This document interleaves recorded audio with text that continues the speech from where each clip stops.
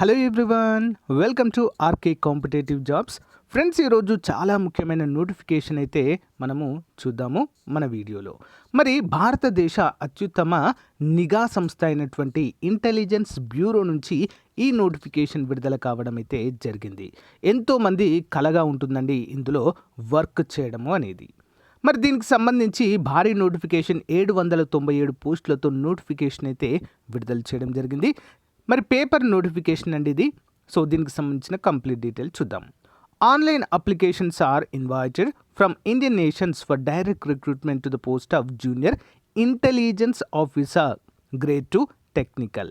For example JIO 2 and tech in IB ministry అంటూ మనకు తెలియజేశారు. మరి క్లాసిఫికేషన్ ఏంటి అంటే general central service, group C, non gazetted non ministerial పోస్టులు అండి. పే స్కేల్ 25,500 నుంచి 81,100 వరకు అయితే ఉంటుంది. Special security allowances at the rate of 20% basic pay in addition to other government allowances అంటూ మనకు తెలియజేశారు. అంటే దాదాపుగా ఒక 50,000 వరకు అయితే మనకు అన్ని అలవెన్సెస్ కలుపుకొని రావడము జరుగుతుంది.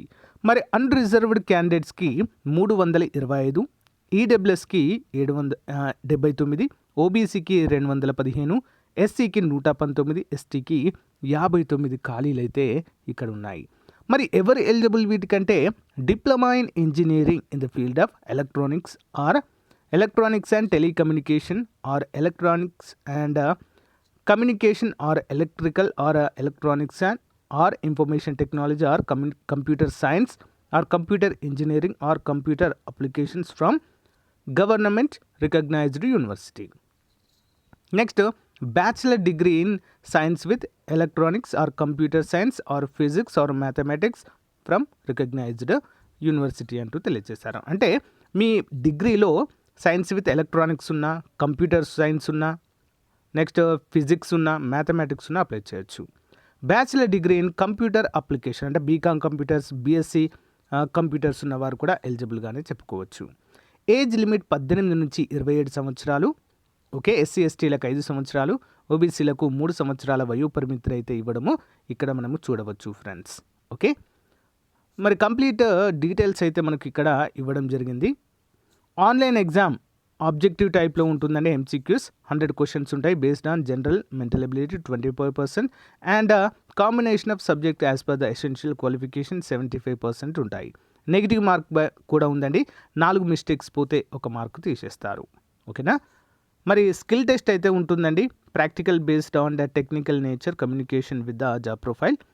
మొత్తం 150 మార్కులకు గాను ఉంటుందండి. ఇంటర్వ్యూ 20 మార్కులు, మొత్తం 150 మార్కులకు గాను ఉండడం అయితే చూడవచ్చు. సో ఏ విధంగా అప్లై చేయాలంటే ఆన్లైన్లోనే అప్లై చేయాలి తప్పకుండా. www.ncs.gov.in వెబ్సైట్లో మనం అయితే అప్లై చేయాల్సి ఉంటుంది. 3వ తారీఖు 6 నెల 2023 నుంచి 23వ తారీఖు 6 నెల 2023 వరకు కూడా మనము అప్లై అయితే చేయవచ్చు. ఓకేనా. మరి ఎగ్జామినేషన్ ఫీ వచ్చేసి మన అప్లికేషన్ ఫీ వచ్చేసి 50 రూపాయలు. ఎగ్జామినేషన్ ఫీ 50 రూపాయలు, ప్రాసెసింగ్ ఫీ 450 రూపాయలు, మొత్తం 500 రూపాయలు అయితే మనం పే చేయాల్సి ఉంటుంది. All candidate recruitment processing charges అయితే పే చేయాలి.